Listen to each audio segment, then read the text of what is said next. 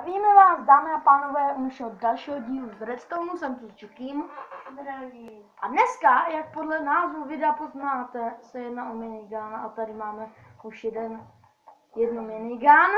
A můžu jim ukázat, jak se staví? Když si ukazoval všechny, no tak dneska bych to mohl ukázat já. Tak já jsem neukazoval zatím nic. Tak potřebujete nějaký blok,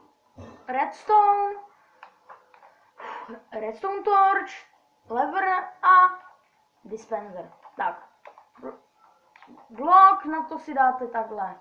Já to budu dělat z jiného bloku. Tak stone, na to redstone, okolo toho redstoneu si dáte stone. Tak. Tohle si dáme tak.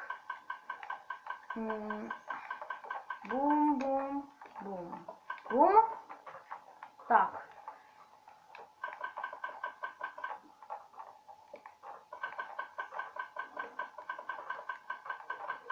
Super.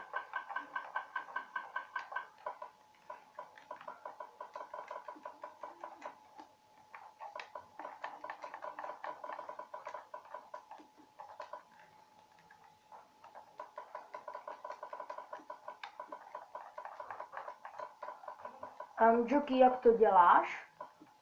Ty jsi to postavil jinak.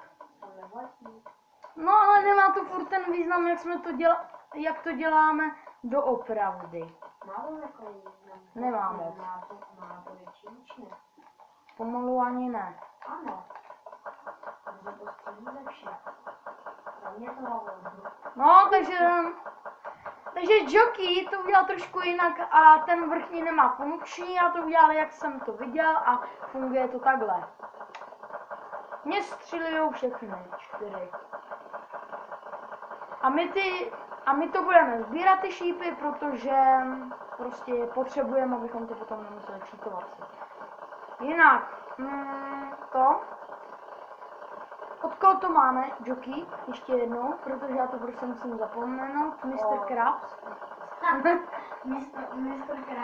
Mr. Crayfish je to vážně dobrý youtuber, sice americký, ale vážně...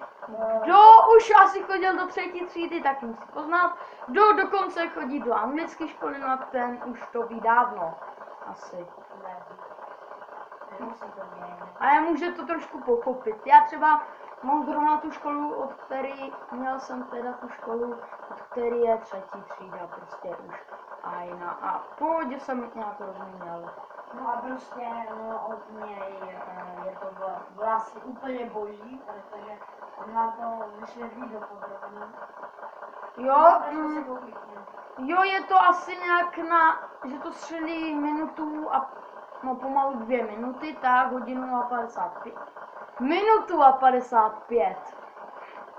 Ty vogo, co mám furt s tou hodinou? Ty vogo, ale těch šípů tady je hodně celkem.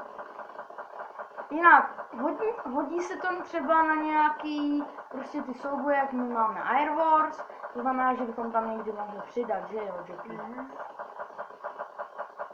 Je to teda výhodnější, než mačka několikrát páčku.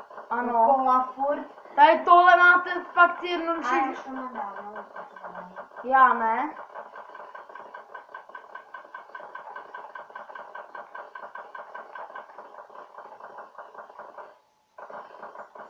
Joky, to asi bude dobrý. Vypni se. Takže to nejde třeba vypnout z dálky. Já jsem normálně nevzal jenom 2 šípy.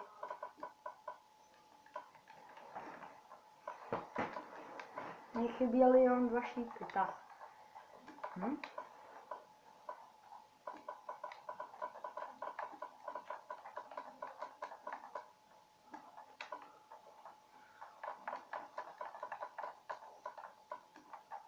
A to poslední, tak.